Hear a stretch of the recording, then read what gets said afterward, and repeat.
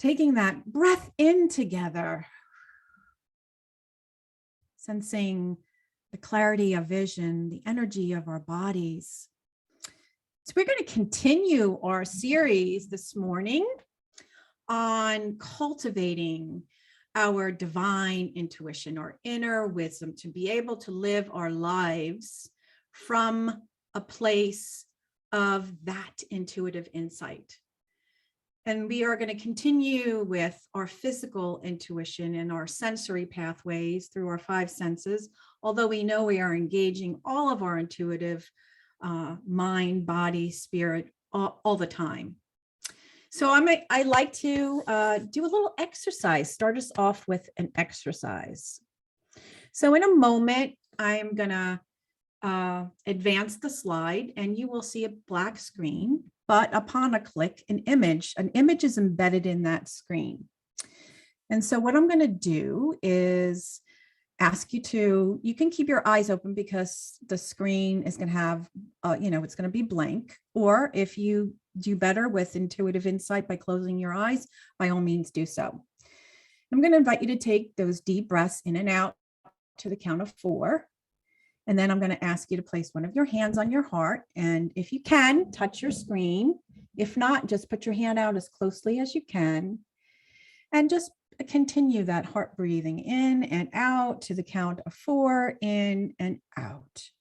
And then just notice what impressions come to you. Notice the difference between mental, trying to figure it out. I need to get it right. I want to get it right. And that analysis mind versus being present. And if you find that intellectual mind starts wandering, just say, thinking, being present, and then just continue the breathing. So this exercise is really about how do you get intuitive insight, the pattern. It's not about being a psychic and all of that other stuff. So I asking you, like, notice, do you get an insight of color, of a song, of words, of phrases, of a taste, of a scent? The other day I smelt honeydew melon. I was like, what? I have none in my house, but it was my body's way of saying that is what it was wanting. And I don't usually get an intuitive hit through scent. I do get it once in a while. So, and nevertheless, so here we go. I'm going to advance the slide. So I invite you to do some deep breathing into the count of 4 and out. And I'm going to be quiet for a couple of seconds.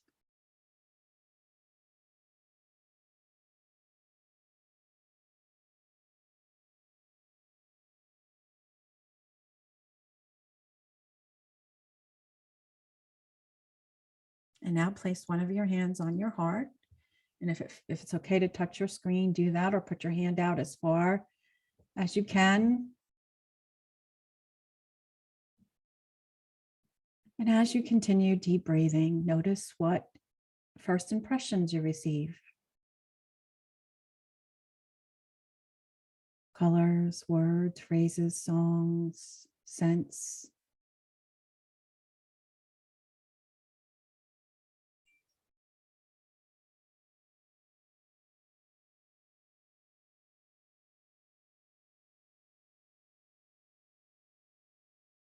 And now if you would, so, just for the brevity that, doing this at home, and I'm going to show you another method that's in Kim Chesney's book. You'll have more time, but for this moment, who would like to put in the chat anything that came to them?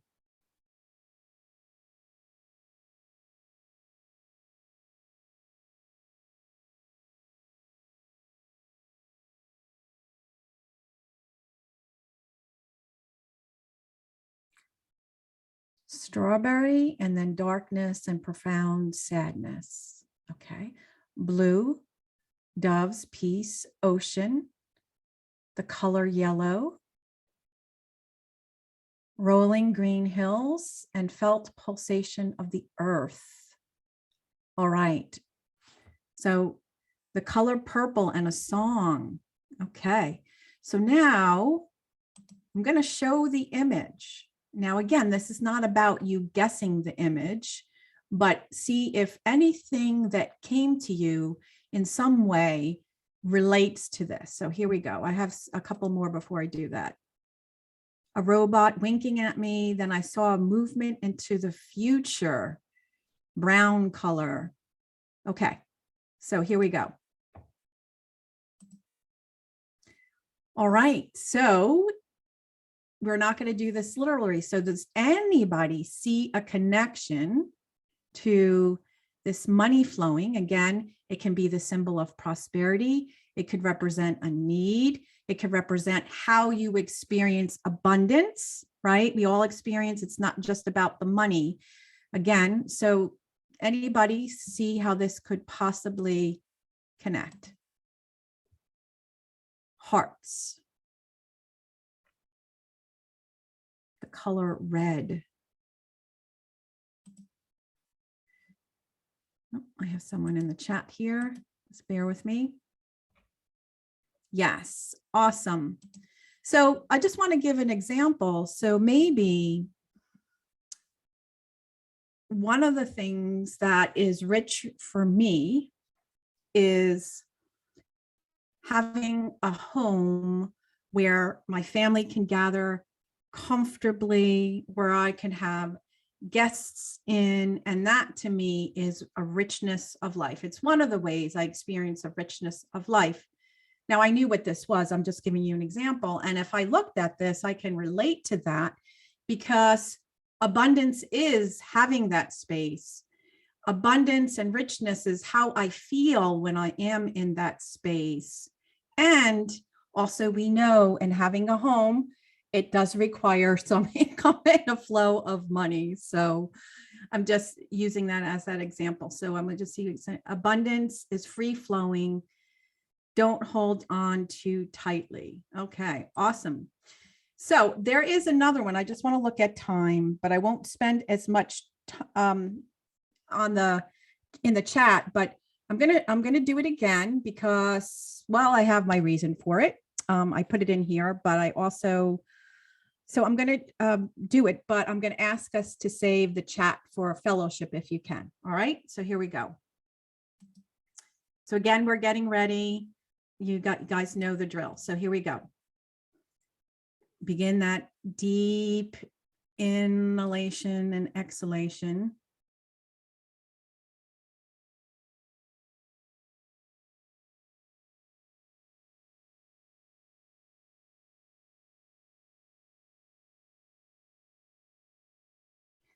Now place your hand over the screen. You can use that deep breathing, noticing first impressions.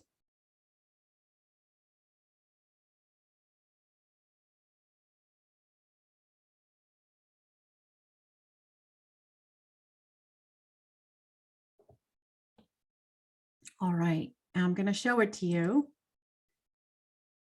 So I saw earlier in the chat, somebody did see some of the colors. And I think I saw someone write globe or peace. So I just knew I had to show this one because you could also be, receiving that intuitive insight for the next image that's there. So curious to see what any of you got. Again, this is a symbol that could mean, what is peace that you're craving in your life, or an experience of it could be related to what's going on in my desire for Ukraine and our world, so on and so on. So in the book, Radical Intuition, in developing our physical antenna and our sensory pathways, Kim Chesney gives us 3 different exercises or practices that will help develop that. And in the meantime, also heal our bodies. And so these 3 are physical and intuition attunement, physical intuition meditation, and physical intuition exercises.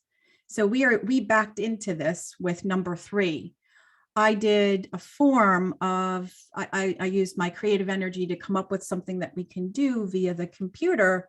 And in just a moment, I'm going to give you some directions on how you can do that at home. Also, During meditation time, we practiced a meditation that was about cleansing, rebalancing, and attuning the body. And so I will only speak briefly to that later on. And so we move into physical intuition attunement. And many of these, so many of you already maybe pull angel cards or tarot cards or do something like that. And other people here may think that's just woo-woo, and I don't do that.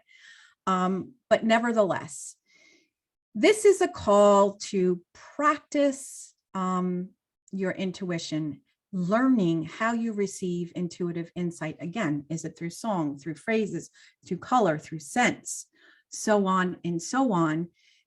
So what she asked you to do is to create your own and to start with just 12. So you can take 12 blank index cards where there's a blank on the front and the back, or you can just cut up 12 pieces of paper, making sure that they're all equal in size.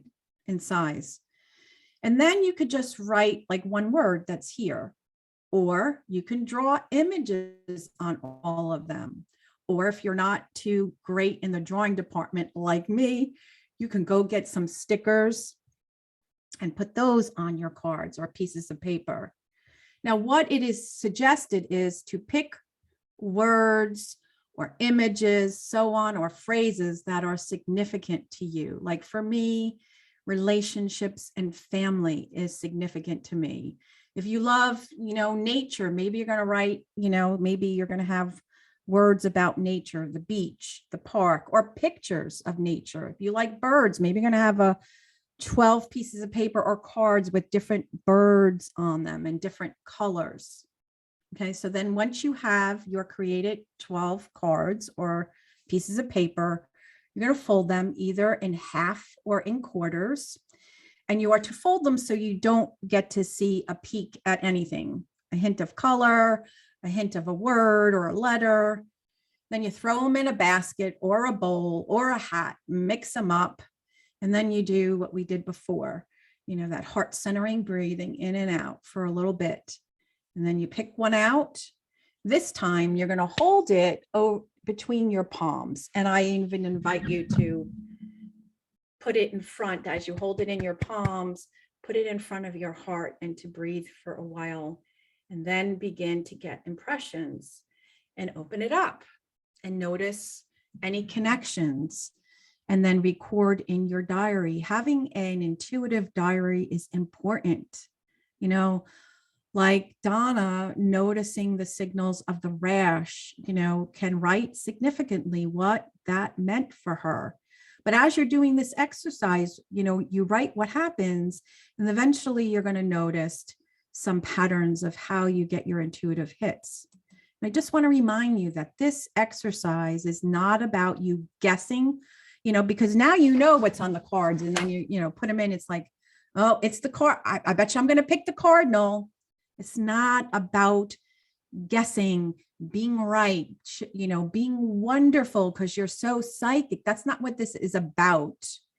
This is noticing how you get the insight. You might say, like, how the heck does this relate to the cardinal, right? Maybe you saw an image of a loved one, and some of you who have been aware of how you receive intuition, like for me, a cardinal has significant in connecting with a loved one who has passed. It also comes about when I'm being asked to grow spiritually, or I'm contemplating something of taking a risk. It will show up for me. So I may get something about taking a risk, and that's what my intuitive insight is. And then when I open the cardinal, it's like, oh, okay, that may make sense. So then you just journal. You're asked to do this on a regular basis every day. And then maybe every so many weeks you change your card, but it's about honing in your knowing how you receive information. So we back it up and go to the first practice or exercise that she gives to hone in physical intuition of your body in order to become more receptive, to understand how your intuition works, and to also heal your body. So physical intuition attunement. There are 3 ways to attune to your body. And when we look at the word attune, we know it means to become aware and responsive, right? I hope Donna doesn't mind. She did share her blessing, so I'm using her example again. She became aware of a rash, but part 2 was responsive. She did something, she responded to it. How many times do we get like hunger pangs and we're like, no, we're too busy. We get a headache. Nope, can't take care of that now. Have too much to do. And so we're not responsive to it. So it's not just now we glean these signals, but we're attuned and we're also responsive to it. And so there's 3 ways you could attune to your body, and many of these you are aware of. And like anything we do in our spiritual, in what I share with you, whether it's a class or a Sunday service, it is always a call, even if you're aware of this, is to check in and say, how am I doing with that? How can I deepen this in my life? So we tune into our bodies. 3 ways to attune to your body, meaning to become aware and responsive, is tune into your body, engage in movement, and eat healthy. Yay, right? So listen to the subtle messages. Thirst, hunger. Is it really hunger, or really am I dehydrated? Am I sensing tenseness in my body, achiness, tightness, pain, fatigue, numbness? These all are associated with the body saying, hey, you're not listening to me, or something is awry. But also our body speaks messages of when we are satisfied and nourished. We can sense relaxation in our body when we are limber and flexible. And when I am in meditation, I tingle. I tingle in different parts of my body. I feel dancing energy around my crown, kissing my lips, so on and so forth. And then there's at times where we're so elated and energized and we could just hardly contain ourselves. And then other times in that compassionate flow within us, we sense that warmth filling our whole body. And so when we first glean these subtle messages, we are to ask to notice it, right? And then take the time to do that deep breath and speak to it. Speak to your body. Speak to it. What is it that you're wanting me to know? Sometimes you get it instantaneously, and other times you might need to do a little digging deeper because it's getting away with in the way of what you're doing. And so you listen and then you respond. You are responsive. You act. And so if we do not listen to the subtle messages, sometimes they can be roars. It's like, oh, I got a little ache in my tooth. I'm hoping it's going to go away. And then next thing you know, in 2 weeks, want, and you can't even sleep. So it's us being called to listen to what is up within us. And then moving into another way to be focused and aware of our body and to be responsive to our body's needs is doing mindful movement. Notice the word mindful. It's not do it till you sweat, do it till it hurts, do it so that you get your 10,000 steps if it doesn't feel right on your Fitbit. No, it's about selecting movement, whether it be stretching like what's happening in this image, Qigong, Tai Chi, yoga, we've spoken of these before, walking in nature, or perhaps it's some chair stretching and just, moving your legs up and down while you're in the chair.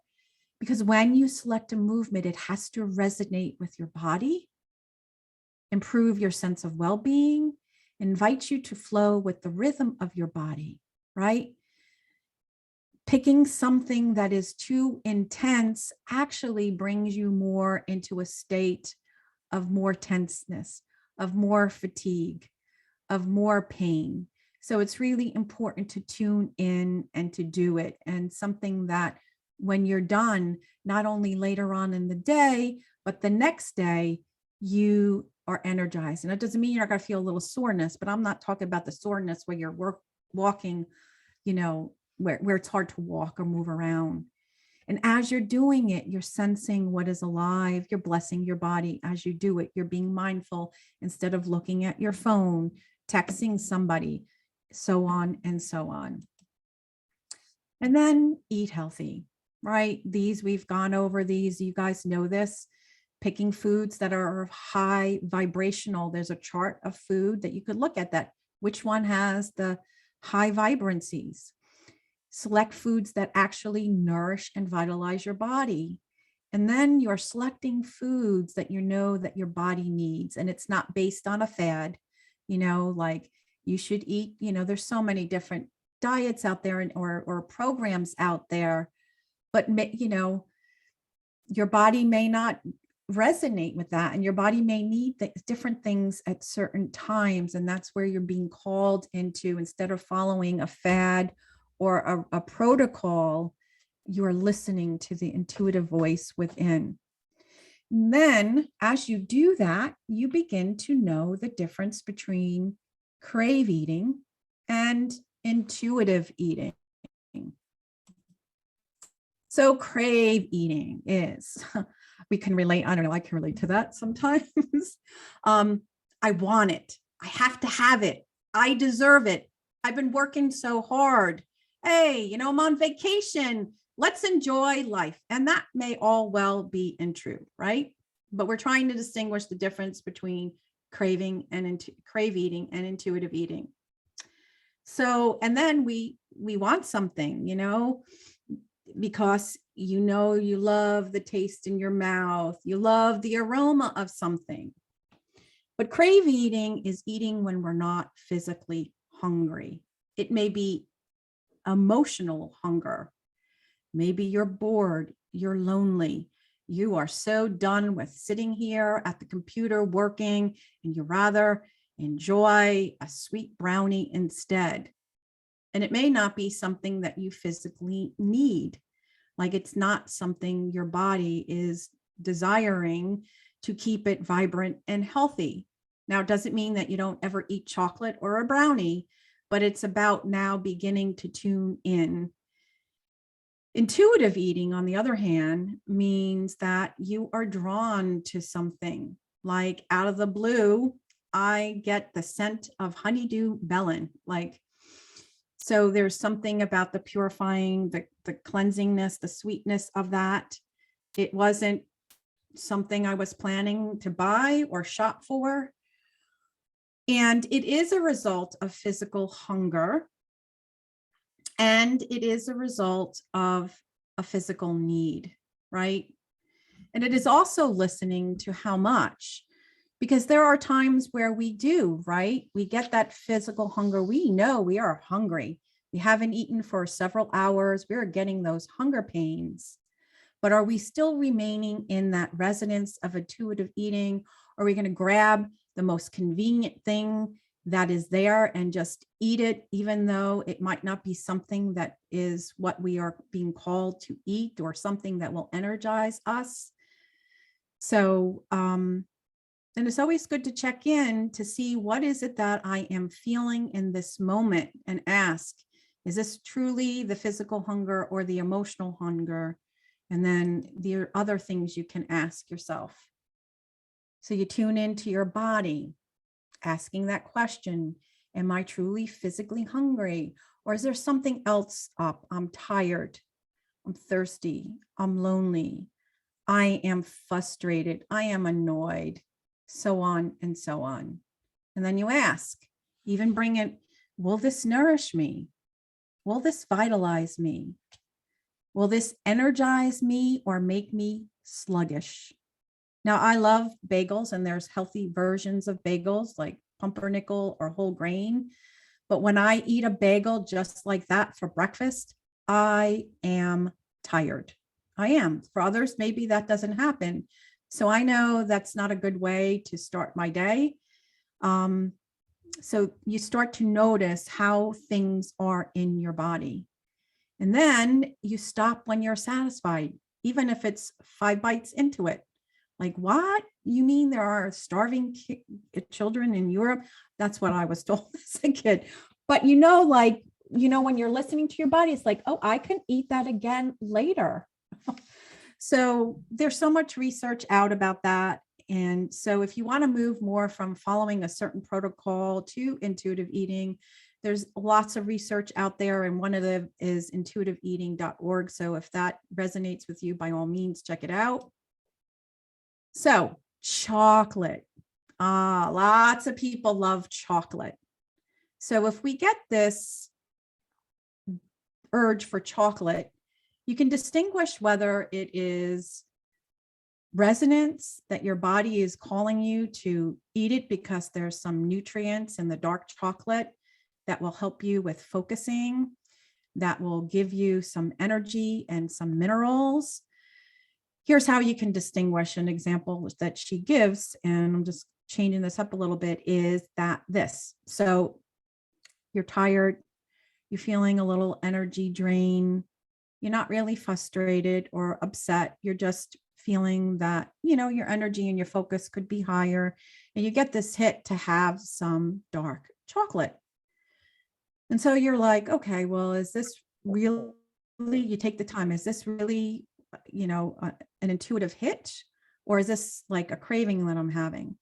So you get up and you just move a little bit, you tune into your body, you get some water if you haven't been drinking water, and then in a few minutes, that intuitive impression still exists. Remember, if it is real intuition, it will persist.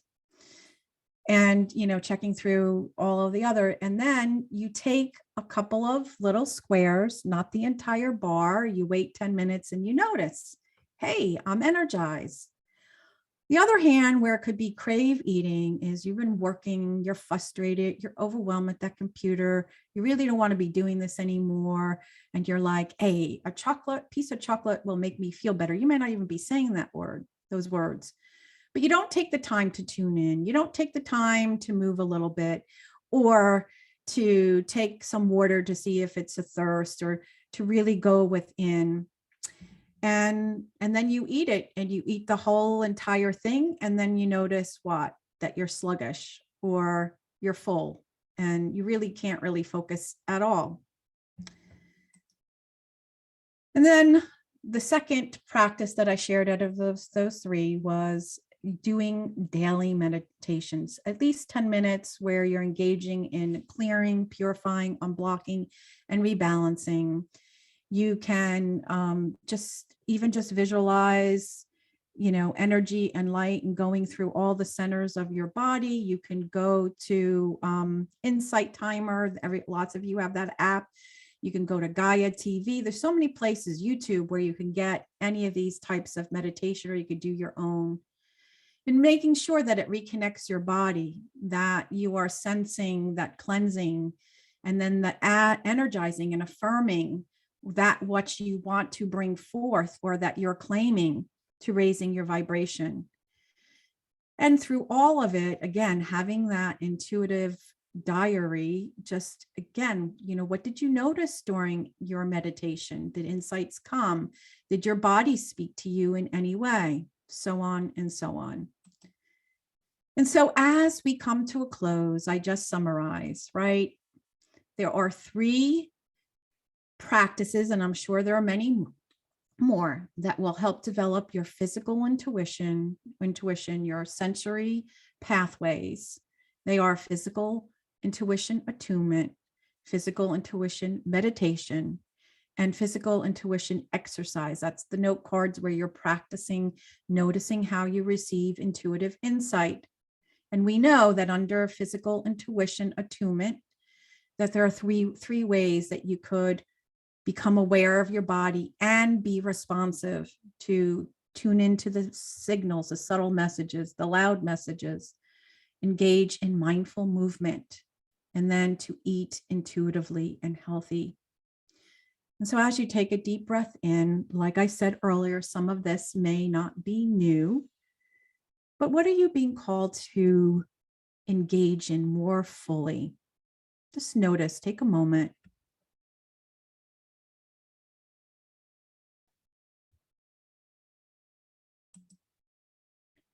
And if you feel so moved, I invite you to place it in the chat. Any of those being called for you to engage in.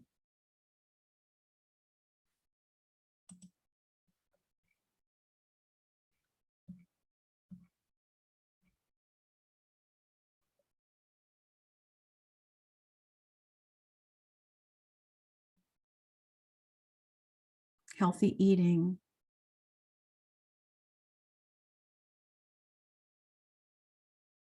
Okay. Maybe you could share at fellowship. And we will come to a close. I wish you a blessed week, a blessed day, a blessed moment. Namaste. Thank you so much, Reverend Angela. Now read our affirmative prayer. Through daily devotional engagement in physical attunement, meditation, and intuitive practice, I heal my body and create a strong, intuitive relationship with my body. Our guardian angel will now stop recording the service.